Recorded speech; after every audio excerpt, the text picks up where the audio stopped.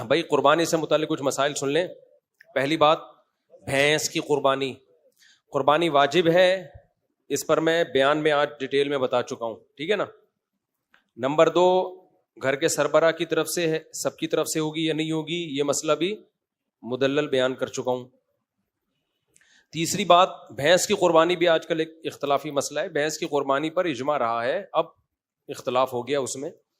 پہلے اہل حدیث حضرات بھی اس کو جائز ہی سمجھتے تھے، بلکہ ہم بچپن میں اہل حدیث حضرات سے پوچھتے تھے کہ اگر ہر مسئلہ قرآن و حدیث میں ہونا ضروری ہے تو بھینس کی قربانی کو تم کیوں جائز کہتے ہو؟ بھینس کا تو ذکر ہی نہیں ملتا. تو یہ تو ہم ان کو حجت تمام کرنے کے لیے کہتے تھے کہ ہر مسئلے کا آپ کہتے ہو نا قرآن حدیث میں صراحتاً ذکر ہونا چاہیے. بھائی صراحتاً ہر مسئلے کا ذکر نہیں ہوتا. تو پھر ہم ان سے پوچھتے تھے بچپن میں کہ پھر آپ بھینس کی قربانی کو جائز کیوں کہتے ہو؟ تو وہ نہیں جواب ہوا. اب کیا ہے کہ اب ہم دیکھ رہے ہیں ایسے اہل حدیث ہیں جو کہہ رہے ہیں بھینس کی قربانی جائز نہیں ہے. تو یہ مسئلہ بعد میں چینج ہوا ہے. تو خوب سمجھ لیں، بھینس کی قربانی کو ہم جائز کیوں قرار دیتے ہیں. اس کی وجہ یہ نہیں ہے کہ ہم بھینس کو گائے پر قیاس کرتے ہیں. قربانی کے مسائل توقیفی ہیں، ان میں کسی جانور کو کسی پہ قیاس نہیں کیا جا سکتا. اگر قیاس کو ہم جائز سمجھتے تو ہم ہرن کی قربانی کو بکرے پہ قیاس کر کے جائز کہتے، سمجھتے ہو. اور ہم نیل گائے کی قربانی کو اس گائے پر قیاس کرتے کہ دونوں کے گائے بھی کہتے ہیں اور سائز بھی تقریباً ایک جیسا ہوتا ہے، بس ایک میں پھرتیلی زیادہ ہے اور اس میں پھرتیلی کم ہے. تو قیاس تو جب ہوتا ہے، یہ قیاس تھوڑی کیا ہے، یہاں قیاس جائز نہیں ہے، کیونکہ یہ 4 جانور ہیں جن کے اللہ نے ہمیں قربانی کا حکم دیا اور وہ توقیفی ہیں، ان پہ قیاس نہیں ہو سکتا. تو سوال پیدا ہوتا ہے پھر ان 4 میں بھینس تو نہیں ہے. تو اس کا جواب یہ ہے کہ بھینس کو گائے پر قیاس نہیں کیا ہے، گائے کے ساتھ لاحق کیا ہے. لحاق ایک الگ چیز ہے، قیاس ایک الگ چیز ہے. یہ 4 جانور جو جائز ہیں نا، یہ کیوں؟ اصل میں 4 چوپائے ہیں جو اہلی ہیں، پالتو ہیں، اور ان میں خاص قسم کے مفاد ہیں. تو اس معنی میں بھینس اور گائے ایک ہی چیز ہیں. اس کے بھی وہی مقاصد ہیں جو گائے کے مقاصد ہوتے ہیں، اور وہ بھی گھریلو ہے، وحشی جانور نہیں ہے. تو قربانی کے جانوروں کی جو جواز ہے نا، اس کا تعلق گھریلو چوپائے ہونے اور گھریلو چوپائے نہ ہونے سے. اب ہمارے جو اہل حدیث بھائی ہیں وہ کیا کرتے ہیں، ہمیں میڈیکل سائنس کے ثبوت اور عرف پیش کرنا شروع کر دیتے ہیں کہ بھئی دیکھو گائے میں اور بھینس کے ایٹیٹیوڈ میں بڑا فرق ہے. گائے پھرتیلی ہوتی ہے، بھینس سست ہوتی ہے. گائے کے لیے الگ قسم کا موسم چاہیے، بھینس کو الگ قسم کا موسم چاہیے. دونوں کے دودھ کے ٹیسٹ میں فرق ہوتا ہے. اس کا جواب یہ ہے کہ یہ وہ فرق ہے ہی نہیں جو شریعت میں معتبر ہو. یہ وہ فرق نہیں ہے جو شریعت میں معتبر ہو. شریعت میں معتبر فرق جو ہے نا قربانی میں، وہ چوپایا ہونا یا نہ ہونا اور اہلی ہونا یا نہ ہونا. اہلی کا مطلب پالتو. اسی وجہ سے نیل گائے جو ہے نا اس کی کیوں جائز نہیں ہے؟ وہ گائے جیسی تو بہت سی چیزوں میں ہے، لیکن وہ وحشی جانور ہے، پالتو نہیں ہے. ہرن کی قربانی کیوں جائز نہیں ہے؟ اس لیے کہ وہ پالتو جانوروں میں نہیں ہے، وہ جنگلی جانوروں میں آتا ہے. یہی وجہ ہے کہ یوک کی جو قربانی، یاک کہتے ہیں، یوک کہتے ہیں، پتہ نہیں کیا کہتے ہیں اس کو، یاک کی قربانی میں بھی علماء یہی بیان کرتے چلے آئے ہیں کہ اگر پالتو ہے، پل جاتا ہے گھروں میں، پلنے والا جانور ہے تو پھر جائز ہے، اگر جنگلی ہے تو جائز نہیں ہے. تو گائے اور بھینس کے جو مفاد ہے نا وہ بالکل سیم ہے. اس کو بھی گھر میں باندھ کے کھلایا جاتا ہے، بھینس کو بھی گھر میں باندھ کے کھلایا جاتا ہے، اور اس سے بھی دودھ حاصل کرنے کے لیے پالا جاتا ہے، اس کو بھی دودھ حاصل کرنے کے لیے پالا جاتا ہے. وہ بھی جگالی کرتی ہے، وہ بھی جگالی کرتی ہے. تو ہم نے ایسا نہیں کیا کہ بھینس کو گائے پر قیاس کی ہے. ہم نے کہا گائے کا جب شریعت نے اجازت دی ہے تو بھینس اس اجازت میں خود بخود داخل ہے. اس کی ایک مثال دیتا ہوں. قرآن کہتا ہے ماں باپ کو اف مت کرو، ہے نا.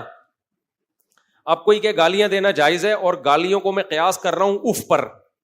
سوری، گالیاں دینا بھی حرام ہے، گالیوں کو میں قیاس کر رہا ہوں اف پر، کہ جب اف کہنا حرام ہے تو اس پر قیاس کر کے میں نے کہا کہ گالیاں دینا بھی کیا ہے، حرام ہے. ہم کہیں گے گالیوں کو اف پر قیاس نہیں کیا جائے گا، گالیاں اف کے حکم میں داخل ہیں، کیونکہ اف سے لفظ اف مراد نہیں ہے.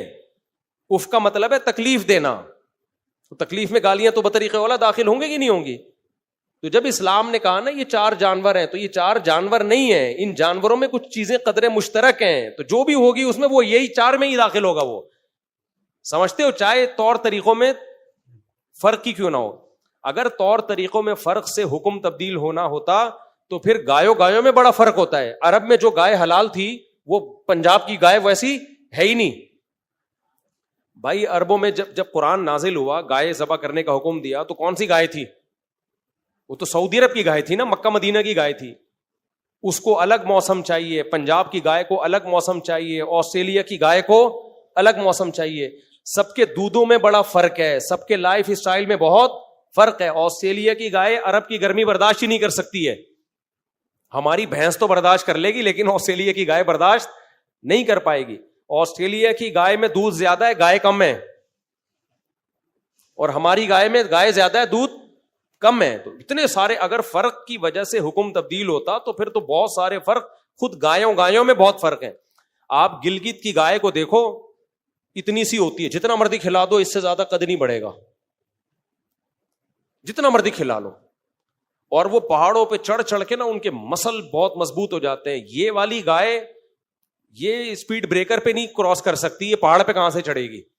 تو اگر دونوں کے ایٹیٹیوڈ میں فرق شریعت میں معتبر ہے تو گائے اور بھینس میں اتنا فرق نہیں ہے. پنجاب کی گائے اور پنجاب کی بھینس میں جتنے عرب کی گائے اور گلگت کی گائے میں فرق ہے، آسٹریلیا کی گائے اور انڈا موڑ کی گائے میں فرق ہے، بہت فرق ہے. ان کے طور طریقوں میں، ان کے لائف اسٹائل میں، دودھ کی کوالٹی میں بڑا فرق ہے، سمجھتے ہو؟ لیکن یہ فرق شریعت میں معتبر نہیں ہے، کیونکہ وہ بھی باندھ کے کھلایا جانے والا جانور ہے، اہلی ہے، یہ بھی پالنے والا جانور ہے. تو اس لیے چوپایا ہو پالتو ہو، یہ ہے اصل. یہی وجہ ہے کہ شریعت نے ہمیں کہا نا دمبئی کی قربانی حلال ہے، تو اس میں چکی والا بھی آ گیا، بھیڑ بھی آ گیا. حالانکہ دونوں میں بہت فرق ہے، لیکن فائدے سب کے کیا ہیں؟ چکی ہونے نہ ہونے سے وہ چوپایوں کی فہرست سے بھی نہیں نکلے اور پالتو ہونے کی فہرست سے بھی نہیں نکلے. حالانکہ چکی والا دمبا اور بغیر چکی والا، پنجاب کا کجلا اور کراچی کا دمبا بہت زمین آسمان کا فرق ہے. اس میں کجلا بالکل ہی ایک الگ چیز ہے، اینکی اور بغیر اینکی بڑے فرق ہیں، قیمتوں میں بڑا فرق ہے، گوشت کے ذائقوں میں بڑا فرق ہے. لیکن کیا ہے؟ چوپائے سب ہیں اور پالتو سب ہیں. تو یہ فرق شریعت نے معتبر نہیں. عربوں میں جو دمبے ہوتے تھے ہو سکتا ہے وہ پنجاب میں ہوتے ہی نہ ہو، وہ والے دمبے اب ہو گئے ہوں، پہلے نہ ہوتے ہوں. لیکن جب دمبا ہے تو چوپایا ہے اور گھریلو ہے، تو پھر ان فرق کا شریعت میں اعتبار نہیں ہے. اس لیے ہمارے نزدیک بالکل وہی گائے کی بھینس کی قربانی میں اجر ہے جو گائے کی قربانی میں اجر ہے. سمجھتے ہو؟ بیل کاٹو بھینس کاٹو کوئی فرق نہیں ہے، بلکہ بھینسا اس لحاظ سے زیادہ بہتر ہے کہ ماہرین جو حکیم ہیں، جو غذاؤں کے ماہر ہوتے ہیں، وہ حکیم کہتے ہیں کہ بھینس کے گوشت میں فائدے گائے کے گوشت سے زیادہ ہیں، اس میں فیٹ بھی کم ہوتا ہے، اور اکنومیکلی بھی آپ کو وہ اس لیے سستا پڑتا ہے کہ اس میں گوشت نکلتا بہت ہے. سمجھتے ہو؟ کٹا جو ہے نا، کٹے کو تو بولتے ہی کسی موٹے آدمی کو کٹا تو بولتے ہیں، بھینسا ہی تو بولتے ہیں اس کو.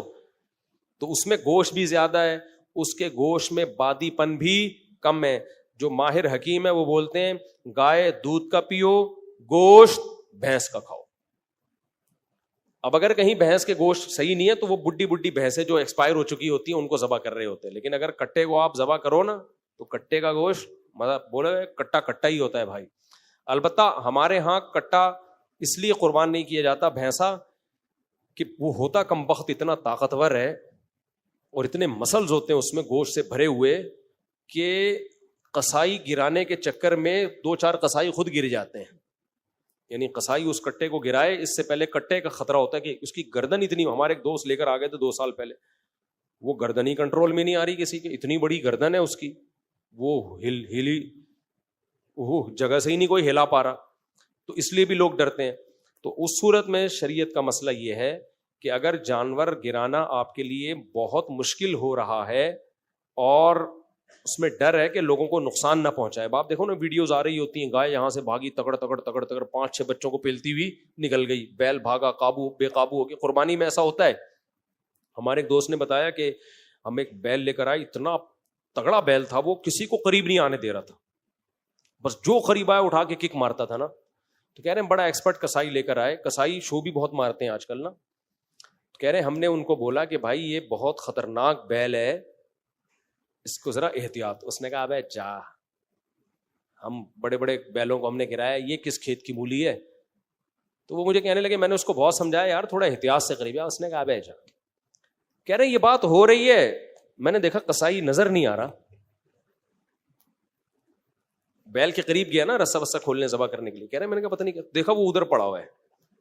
کہہ رہے باتوں باتوں میں بیل نے گھما کے جو فلائنگ کک ماری ہے نا, پتہ ہی, اور کک مار کے بیل ایسے کھڑا ہوا ہے جیسے کچھ ہوا ہی نہیں. اس کا روز کا کام ہے, ڈیلی کا کام ہے.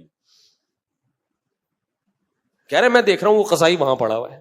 تو فنڈر گیری اچھی نہیں ہوتی.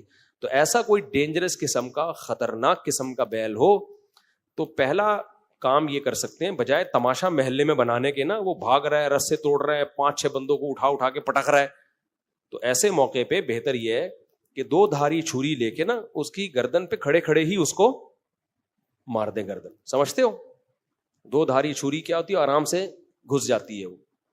تو اس کو آپ کھڑے کھڑے ہی باندھ کے نا اس کو اس کی گردن پہ چھری گھسا دیں.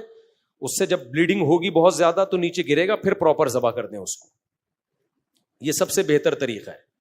لوگ شوٹ کرتے ہیں گولی سے شوٹ کرنے کے بجائے اس طرح سے کریں, کیونکہ اس میں بلیڈنگ زیادہ ہے. جانور حلال کرنے کا ایک بڑا مقصد ہے اس کا خون جسم سے باہر نکل جائے. تو گولی میں وہ کام پراپر وے میں ہوتا نہیں اور تکلیف بھی زیادہ ہوتی ہے جانور کو. دوسرا آپشن پھر یہ ہے کہ اگر وہ قابو میں نہیں آ رہا ہے آپ کے, بھاگ رہا ہے ادھر ادھر, اور تو پھر شوٹ بھی کیا جا سکتا ہے اس کو. تو اس کو گولی سے شوٹ کریں, لیکن وہ گولی کا شوٹ سے اگر مر گیا تو حلال نہیں ہوگا. جب گر جائے پھر جا کے اس کو ذبح کر دیں. البتہ گولی اگر دھاری دار ہے, دھاری کا مطلب بلیڈ ہے اس کے آگے, تو پھر بسم اللہ اللہ اکبر پڑھ کے اگر آپ نے گولی چلائی اور وہ دھار لگ گئی اس کے اندر, تو بھی گرے گا تو آپ پر ذبح کرنا واجب ہے. لیکن آپ کے پہنچنے سے پہلے اگر مر گیا تو پھر حلال ہے وہ. سمجھتے ہو, تیر کا شکار ہو گیا یا گولی کا ہو گیا, تو گولی اگر نوک والی دھار والی ہے, کلاشن کوف کی یا ٹی ٹی کی گولی نوک والی نہیں ہوتی, آگے سے نوک تو ہوتی ہے مگر دھار نہیں ہوتی اس کی, بالکل ایسے سوئی ہو نا, بالکل گھب جائے اس طرح سے, تو پھر حلال ہوگا, ورنہ حلال نہیں ہوگا. تو جانور اگر قابو میں نہیں آ رہا ہے تو پھر اس کو قابو میں لانے کے لیے یہ ہیلا اور طریقہ اختیار کیا جا سکتا ہے.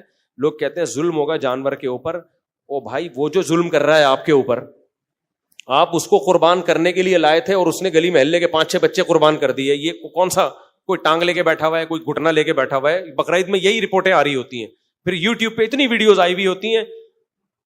وہ ایک تو میں نے دیکھی, اونٹ کو ذبح کرنے جا رہے ہیں, اونٹ نے یہاں سے اٹھایا اس کو, ادھر سے اٹھا کے نا لٹکا کے ادھر لے جا کے رکھ دیا. بڑا تمیز کا اونٹ تھا وہ. میں نے کہ اس اونٹ کو سلام ہے, کچھ بھی نہیں کیا, یوں اٹھایا اس کی اوقات دکھانے کے لیے نا, کہ 2 ٹکے کے آدمی نہیں ہے, تو میرے کو حلال کرنے آیا. یوں اٹھا کے بندہ یہاں رکھ دیا. اب وہ اگر سر سے ہی پکڑ لیتا تو رکھ تو دیتا, رکھ تو پھر بھی دینا تھا. کھانا اونٹ گوشت تھوڑی کھاتا ہے, رکھ دینا تھا. مگر وہ بیچارہ پھر کہیں رکھنے کے قابل رہتا نہیں, اس کو صرف قبر میں ہی رکھا جاتا. وہ تو شکر ہے یہاں سے اٹھایا. تو اتنا یہ اس ٹائپ کی چیزیں ہو رہی ہیں, تو ایسے موقع پہ شریعت کی سہولت سے فائدہ اٹھانا چاہیے. تو ایسا کوئی تگڑا جانور ہے قابو میں نہیں آ رہا تو تماشے نہ بناؤ بھائی. گلی محلے میں لوگوں کی چیزیں ٹوٹ رہی ہیں, پھوٹ رہی ہیں, مر رہے ہیں لوگ, تو پھر تماشا بنتا ہے دیکھو یہ مسلمان لوگ کیا کر رہے ہیں. تو ایسے موقع پہ اس کا فائدہ اٹھایا جائے کہ شریعت کی گنجائش سے. ایک بات تو یہ ہو گئی.